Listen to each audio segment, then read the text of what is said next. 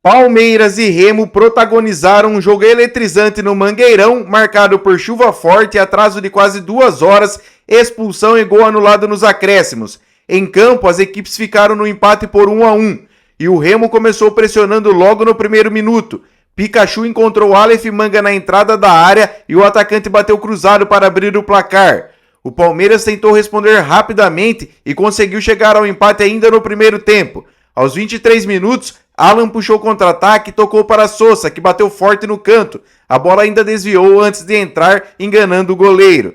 Na segunda etapa, a partida ficou ainda mais intensa. Zé Ricardo recebeu cartão amarelo após falta em Andrés Pereira, mas o VAR chamou o árbitro para a revisão. Depois de analisar o lance, o juiz mudou a decisão e expulsou o jogador do Remo com cartão vermelho direto.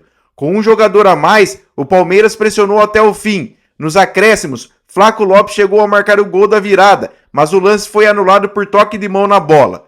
Com o empate, o Verdão chega aos 34 pontos e pode ver o Flamengo diminuir a diferença na tabela. Já o Remo segue lutando na parte de baixo da classificação. E aí, o gol anulado foi correto? O Palmeiras perdeu 2 pontos ou o Remo que mereceu o empate? Comenta aqui e segue para mais vídeos. Neymar aparece na hora certa e pode ter mandado um recado direto para Carlo Ancelotti. Há poucos dias da convocação da seleção brasileira para a Copa do Mundo, o camisa 10 marcou e comandou a vitória do Santos por 2-0 sobre o Red Bull Bragantino na Vila Belmiro. O resultado dá respiro ao peixe na tabela e reacende a expectativa pelo retorno do craque à seleção brasileira.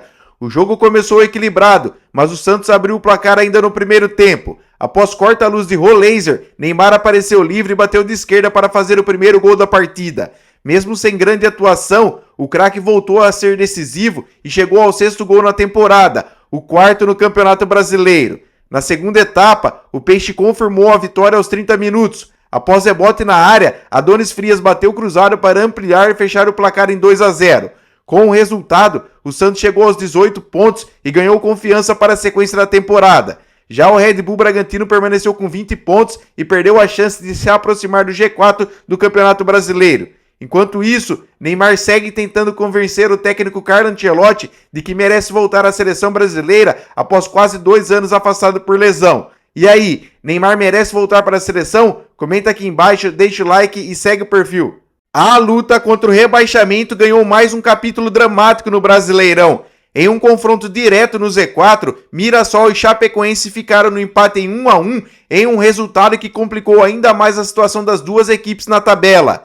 O Mirassol saiu na frente no segundo tempo com o Eduardo, após aproveitar um cruzamento dentro da área e mandar para o fundo das redes. A torcida acreditava em uma vitória fundamental, mas a Chapecoense reagiu e conseguiu buscar o empate em um lance infeliz da defesa do Mirassol. Depois da cobrança de escanteio, João Vitor acabou desviando contra o próprio gol, deixando tudo igual no placar. O primeiro tempo teve poucas emoções, com as equipes apostando em chutes de fora da área e parando nas boas defesas dos goleiros. Já na etapa final, o jogo ficou mais aberto e intenso, com chances para os dois lados. Nos minutos finais, o Mirassol pressionou bastante em busca da vitória, mas não conseguiu evitar o tropeço dentro de casa.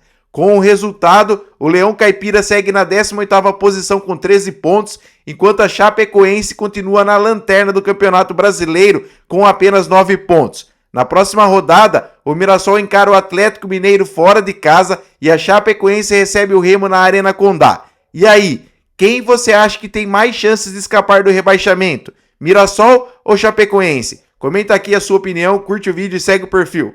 Corinthians vence São Paulo em um clássico eletrizante e cheio de golaços no Brasileirão. O Timão bateu o rival por 3-2 em uma partida marcada por provocações, confusão e muita emoção na Neoquímica Arena. Ranieri abriu o placar após cobrança de escanteio de Garro e colocou o Corinthians na frente ainda no primeiro tempo. Mas o São Paulo reagiu antes do intervalo, aproveitando o erro na saída de bola do próprio Ranieri e Luciano deixou tudo igual no placar. Depois do gol, o clima esquentou de vez com provocações do atacante são paulino e muita discussão dentro de campo. Na segunda etapa, o Corinthians voltou voando. Mateuzinho acertou um verdadeiro golaço pela direita e colocou o Timão novamente em vantagem.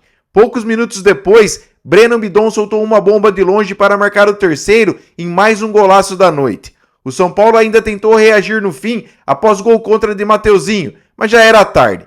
Vitória importantíssima do Corinthians, que respira na luta contra o rebaixamento, mesmo permanecendo na zona da degola com 18 pontos. Já o São Paulo segue na parte de cima da tabela, ocupando a quinta colocação com 24 pontos. E aí, foi o melhor clássico do Brasileirão até agora? Comenta aqui a sua opinião, curte o vídeo e segue o perfil. O Flamengo venceu o Grêmio por 1-0 e afundou o time gaúcho na zona de rebaixamento do Campeonato Brasileiro. Em uma partida muito disputada, o rubro-negro contou com o talento de Carrascal para decidir no segundo tempo e seguir firme na briga pela liderança do Campeonato Brasileiro. A equipe carioca encontrou dificuldades diante da marcação gremista, mas manteve o controle do jogo durante boa parte da partida. E a recompensa veio aos 23 minutos da etapa final. Após boa troca de passes no ataque, Carrascal apareceu livre para balançar as redes e garantir a vitória do Flamengo. Com o resultado, o time rubro-negro chegou aos 30 pontos e diminuiu a distância para o líder Palmeiras, que tropeçou na rodada ao empatar com o Remo. Além disso, o Flamengo ainda tem um jogo a menos e segue muito vivo na disputa pelo topo da tabela. Do outro lado, o clima de muita preocupação no Grêmio. A derrota colocou o tricolor dentro da zona de rebaixamento, estacionado nos 17 pontos, um a menos que o Corinthians, primeiro time fora do Z4. Agora, as duas equipes viram a chave para a Copa do Brasil. O Flamengo encara a vitória, enquanto o Grêmio visita o Confiança, tentando evitar uma crise ainda maior na temporada. E aí, o Flamengo chega forte na briga pelo título e o Grêmio corre risco real de cair? Comenta aqui a sua opinião, curte o vídeo e segue o perfil. O Vasco voltou a vencer no Campeonato Brasileiro e fez a festa da torcida em São Januário.